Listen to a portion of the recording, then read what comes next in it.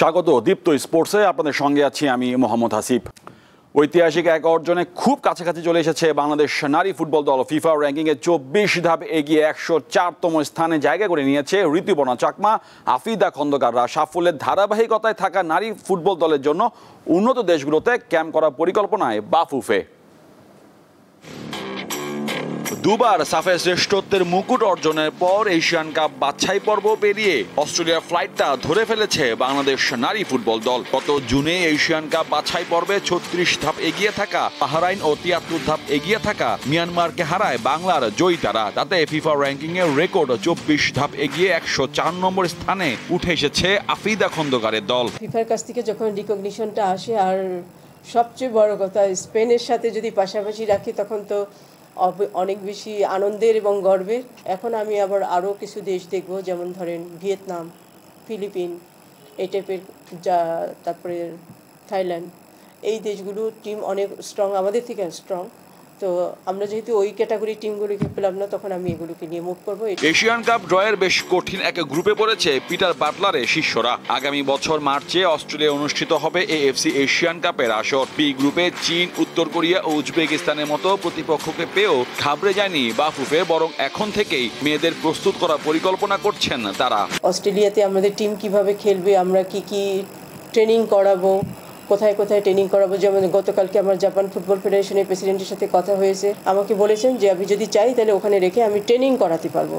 তো আমি তাবিদাউল সাহেবকে সেটা জানিয়েছি।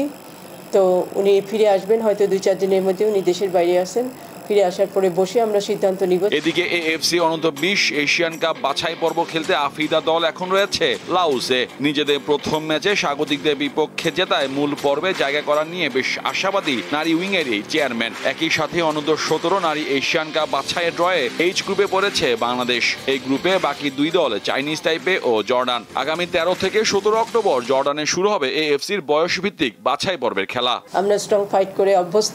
মোহাম্মদ হাসিব, দীপ্ত স্পোর্টস, ঢাকা।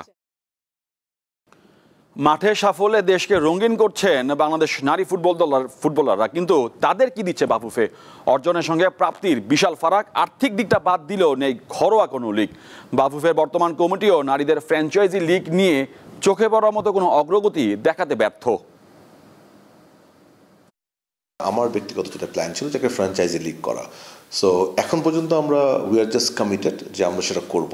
2024 সালের ডিসেম্বরে নিজ অফিসে দীপ্ত টিভিকে আশ্বাস দিয়েছিলেন বাফুফে সহসভাপতি ফাহাদ করিম। ক্যালেন্ডারের পাতায় 9 মাস পেরিয়ে গেলেও হাস্যোজ্জ্বল মুখে তিনি জানান, এবারও আলোর মুখ দেখছে না বহুল আলোচিত নারী ফ্র্যাঞ্চাইজি ফুটবল লিগ। না, ফ্র্যাঞ্চাইজি লিগটা আমরা এবছর করছি না। আমরা ডেফিনেটলি এবছর নারী জাতীয় লিগটা শুরু করব। আমরা এর আগে যেটা হতো আবার নিয়মিত হতো না, সেটা আমরা করব। 2023 সালেও রাজধানীর একটি হোটেলে জমকালো অনুষ্ঠান করে উইমেন্স সুপার লিগ নামে নারী ফ্র্যাঞ্চাইজি লিগের লোগো ও ট্রফি উন্মোচন করা হয়। তখন ফেডারেশনের সভাপতি ছিলেন কাজী সালাউদ্দিন। রাজনৈতিক পট পরিবর্তনের পরিপ্রেক্ষিতে বাফুফের সবশেষ নির্বাচন থেকে সরে দাঁড়ান তিনি। তার জায়গায় আসেন এক সময়ে সালাউদ্দিন কমিটির সহসভাপতি পদে থাকা তাবিত আওয়াল। আর নারী উইংয়ের চেয়ারম্যানের পদে বহাল আছেন মাহফুজা আক্তার কিরণ। এবছরে আমরা নতুন একটা লিগ ইন্ট্রোডিউস করব। আমি এক্ষুনি আপনাকে সেটা বলছি না, কাজ করে যাচ্ছি আমি। এত সব মন খারাপের মাঝে ফের আশার বাণী শোনান ফেডারেশনের সহসভাপতি। মিনিমাম 2 to maximum 3 মান্থস একটা লিগ হবে। 6টাতে মিনিমাম থাকবে, 2টো রাউন্ড করে খেলা হবে। টেন্টেটিভ টাইমিং আপনি ধরে রাখতে পারেন নভেম্বর অথবা ডিসেম্বরে। মোস্ট লাইকলি ডিসেম্বরই হবে, কারণ নভেম্বরে তো আমাদের ভারতের সাথে খেলাও আছে। নারী ফুটবলেও বিদেশে অবস্থানরত বাংলাদেশি বংশোদ্ভূত ফুটবলারদের ট্রায়ালের আয়োজনে আগ্রহী বাফুফে। প্রাথমিকভাবে ইংল্যান্ডে থাকা 2 ফুটবলার শাইলা মেদিনা আহমেদ এবং জহুরাকে নিয়ে পরিকল্পনা করছে বাফুফে। আমি নিজে ব্যক্তিগতভাবে 2 জনের সাথে যোগাযোগ করেছি। আর 2 জনকে আমাদের যে আপনি যারা এজেন্টের কথা বলেন সাকিব, উনি আমাকে বলেছিল। একজনের সাথে আমি সরাসরি যোগাযোগ করেছিলাম, ওনার প্যারেন্টস যখন ঢাকায় এসেছিল, তো আই মেট দেম। আমি তাদের সাথে নিয়মিত যোগাযোগে আছি। এবং আরেকজনের কন্ট্যাক্টটা আমাকে ইনফ্যাক্ট সাকিবই দিয়েছিল। And then I contacted them. ওনার বাবার সাথে আমার কথা হয়েছে। So both of them are interested. আমি মনে হয় এএফসি আন্ডার 17 যেটা হবে অক্টোবরে, there is a very good chance আমরা হয়তো ওখান থেকে ইউকেতে যিনি আছেন ওনাকে হয়তো পেতে পারবো। আমি পিটার বাটলারের সাথে ডাইরেক্ট ইমেল কথা বলছি যে আনিকাকে ট্রায়ালের জন্য নেওয়ার জন্য নেক্সট ক্যাম্পে হলে, তো উনি রাজি হয়েছে। এটা আমার মনে হয় উনি বাফুফেকে বলে রাখছে যে আনিকাকে চান্স দেওয়া উচিত। এই ইয়াং মেয়েটা 1 বছর একটু বেশি ওয়েট করলো যে কখন চান্স পাবে। সেকেন্ড বিষয়টা হচ্ছে শাইলা মেদিনা আহমেদকে নিয়ে। উনি খেলে এখন আন্ডার 19 অ্যাস্টন ভিলাতে 2 বছরের কন্ট্রাক্ট পেয়েছে। লাস্ট যেই ফিমেল প্লেয়ার নিয়ে কথা চলছে ওটার নাম হলো গিয়া জহুরা, উনি থাকে ম্যানচেস্টার। শুধু আশ্বাস নয়, আন্তর্জাতিক পর্যায়ে সাফল্য পাওয়া নারী ফুটবলারদের নিয়ে বাফুফের বাস্তবসম্মত ও সঠিক পরিকল্পনার প্রত্যাশা ক্রীড়া সমর্থকদের। মোহাম্মদ হাসিব, দীপ্ত স্পোর্টস, ঢাকা। ফুটবলে অসাধারণ প্রতিভাবান এক খুদে ফুটবলার চাঁদপুরের ছোট্ট শিশু সোহানের দায়িত্ব নিলেন বিএনপির ভারপ্রাপ্ত চেয়ারম্যান তারেক রহমান।